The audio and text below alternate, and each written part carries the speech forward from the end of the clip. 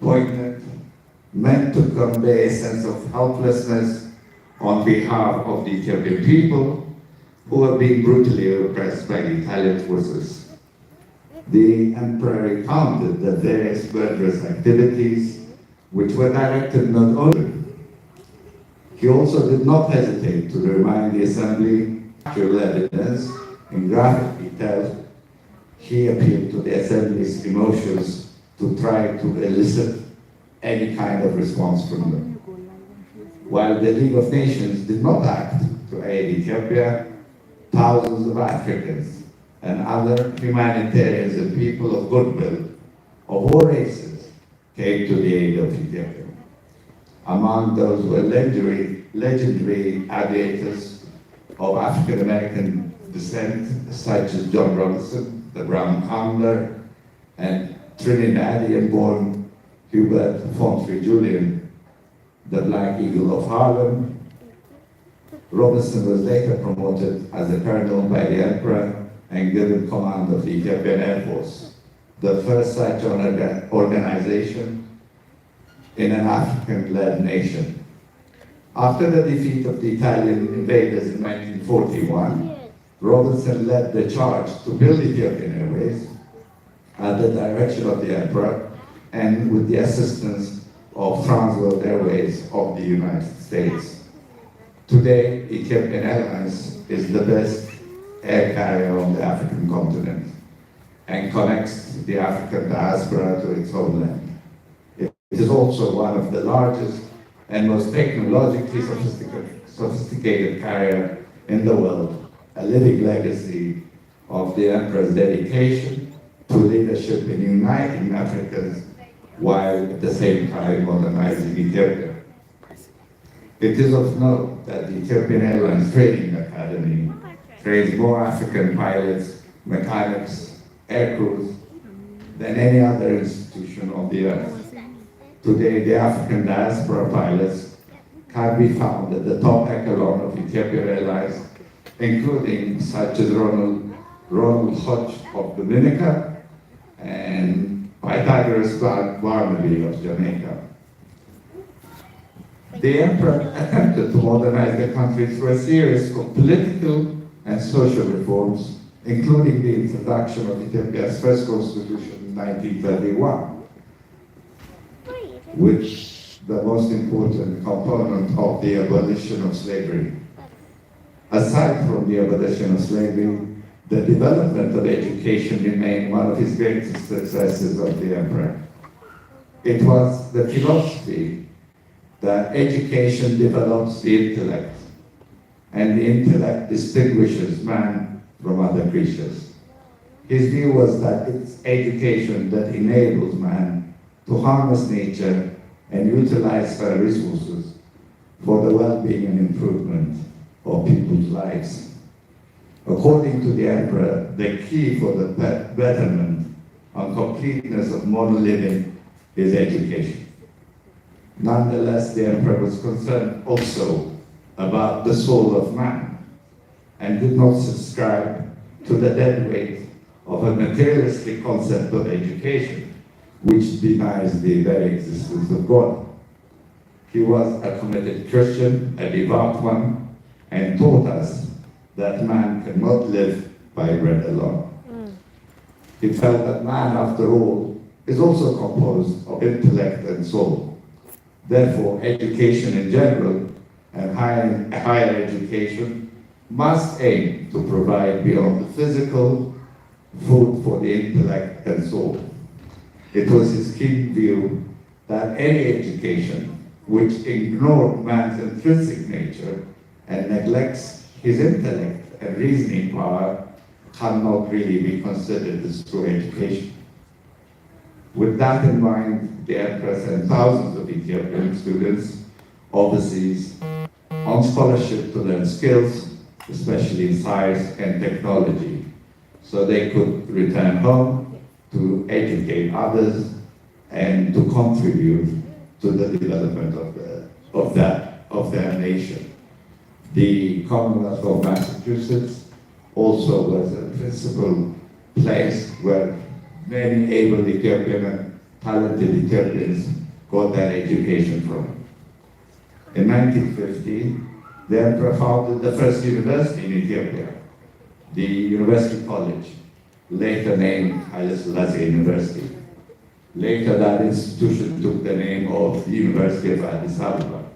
His remarks at the opening of the university is also worthy of note in its focus on the spiritual element of education. Considering the role of universities in the broader sense, we are persuaded that these institutions stand today as the most promising hope for constructive solutions to the problems that beset our modern world. Problems which prevent the peaceful cooperation of nations, problems which threaten the world and humanity with death, disaster, and extinction. From the universities must come out men with ideas, knowledge, experience, technical skills among all the nations. Without these, the world order for which we have so long strived can never be established. From the universities too, must come that ability which is the most valuable attribute of civilized men everywhere, the ability to transcend narrow passions and to engage in honest conversation. For civilization is by nature the victory of persuasion, communication over force. No nation can divide within itself and remain powerful. It is this strong conviction that underlies the decision to plan for the well-organized and coordinated system of education, training, and research which a university represents. A university is also the fountain of learning. To seek knowledge, and there you shall find it. Nor can we ignore the importance of the spiritual in this academic life. Learning and technical training must be nurtured by the faith of God, reverence for human soul, and respect for a reasoning mind. There is no safer anchorage for our learning, for our lives, and our public actions than that provided by. Inspired by his deep faith, the emperor worked with the United States President of the day, Harry Truman, and had forged a link with Oklahoma State University to build the Agricultural College in Hara Province. The school was also dedicated to the food security of Ethiopia. In 1952, the Jimma Agricultural College was started. In 1956, it became Alamaya College of Agriculture. That college was the first in history. An American university was instrumental in setting up a university in Africa in partnership with an African government. Such is the legacy of the emperor in building institutions of higher learning. May we learn from his visionary outreach that partnership in education as a guide for our own particular times. In 1963, the emperor also presided over the formation of the organization of the African Union. A new organization would establish its headquarters in Addis Ababa. In May of that year, the emperor was elected as the OAU's first official chairperson of a rotating seat. In 1964, the emperor would initiate the concept of the United States of Africa, a proposition that was later taken on by Muammar Gaddafi. I mounted the rostrum in Geneva, Switzerland, to address the League and to appeal for relief from the destruction which had been unleashed against my defenseless people by the fascist invader. I spoke then both to and for the conscience of the world. My predecessor in this body is enriched the principle of collective security, which I unsuccessfully invoked in Geneva. Here in this assembly, reposes the best, perhaps the last hope for the peaceful survival of mankind. May we take heed from the Emperor's solemn warnings in this moment when the world is teetering on the brink of the unthinkable, a new world order.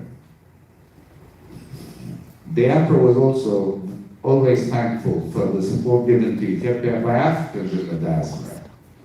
Of the special more was the love shown to Ethiopia by those in the English-speaking islands such as Jamaica, Trinidad, Dominica, and others. In 1966, the Emperor visited the Caribbean to thank those islanders who had been determined friends of Ethiopian independence during the war of Italian aggression. The Rastafarian community in Jamaica gave the most fervent reception to the Emperor when he arrived in Jamaica. For a time, it looked like thousands of the well-wishers would carry the airplane on which the Emperor arrived on their very backs. Such was the passion and love of the people of Jamaica that showed the Emperor, especially within the Rastafarian brothers and sisters. In tribute to the people of Jamaica, the Emperor donated the Emperor Haile Selassie High School in some of the roughest neighborhoods of Kingston, Jamaica. And this school stands today and was a recipient of a generous gift by the Crown Council. And that gift was made by our own council, Gabriel Christian, in 2017. The gift of that school was the first of such gift of a school by an African leader to a nation made up primarily of the African diaspora. In Ethiopia today, the land grant of Shashamane still does exist. It was the first such grant to Africans in the diaspora by an African leader. Many Jamaicans and other Caribbean and African diaspora people live there and still work there. Today, the Crown Council that I lead is comprised of persons of all races and religions. We are committed to peace, to prosperity, and to the unity of Ethiopia within the framework of a constitutional democratic rule of law and peaceful coexistence in a unitary state of all ethnic groups. The Crown Council leads in collaborating with others on the Water Initiative of Africa. We believe clean water in African villages are essential to healthy populations. Without such healthy populations, education will become impossible and development will always remain elusive. We also continue the Pan-African leadership the Emperor started by seeking to unite the African diaspora in a peaceful and prosperous coexistence with other nations and people on God's earth. We are confident that our humanitarian and Christian sentiment, born of peace and love for God's creation, is the best solution for the world that is at the base of a new world order. Pan-Africanism is a wholesome philosophy rooted in love for the beneficial aspects of our common African ancestry, self-respect, purposeful living, integrity, and the necessity of development of any community, people, or nation. Today, to exemplify, to preserve our mind, body, and soul for that task of a nation building an Africa in the diaspora with such a dedication that presents all of us who claim to love the Emperor and respect his legacy must apply certain values. And what could those values be?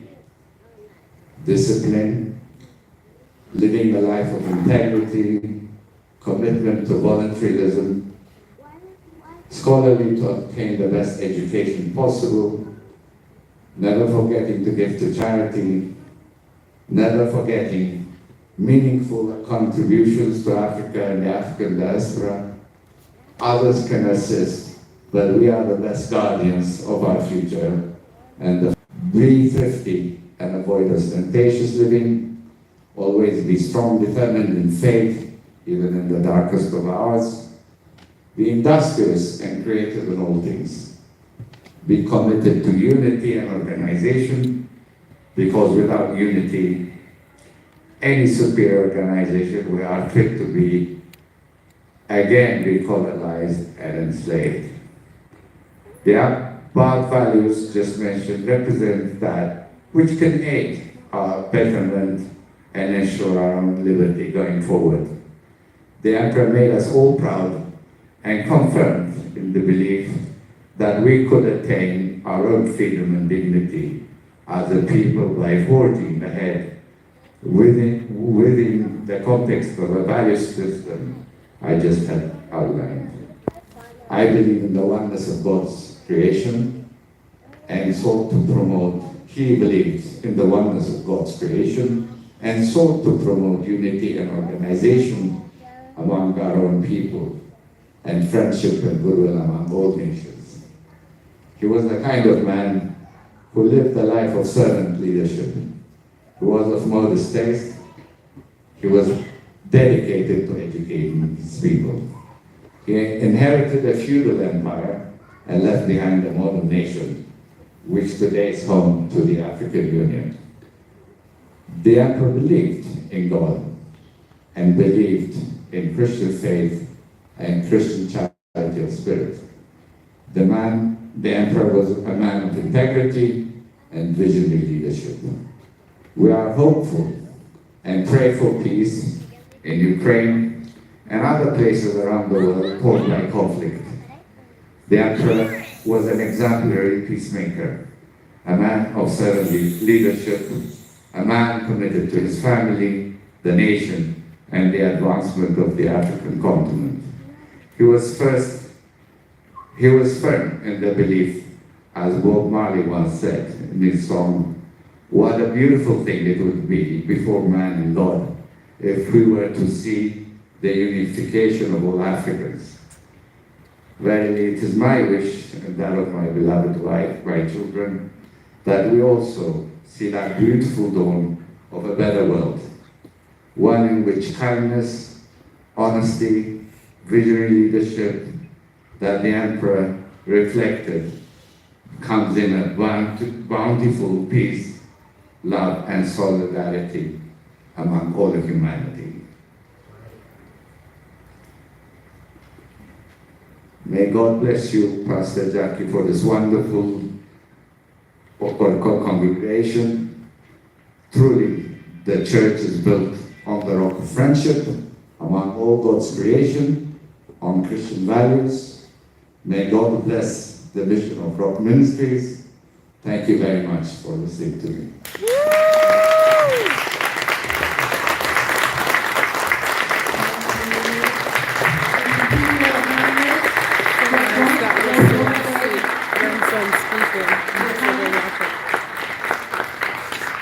You may be seated. I have a number of questions. Finish it.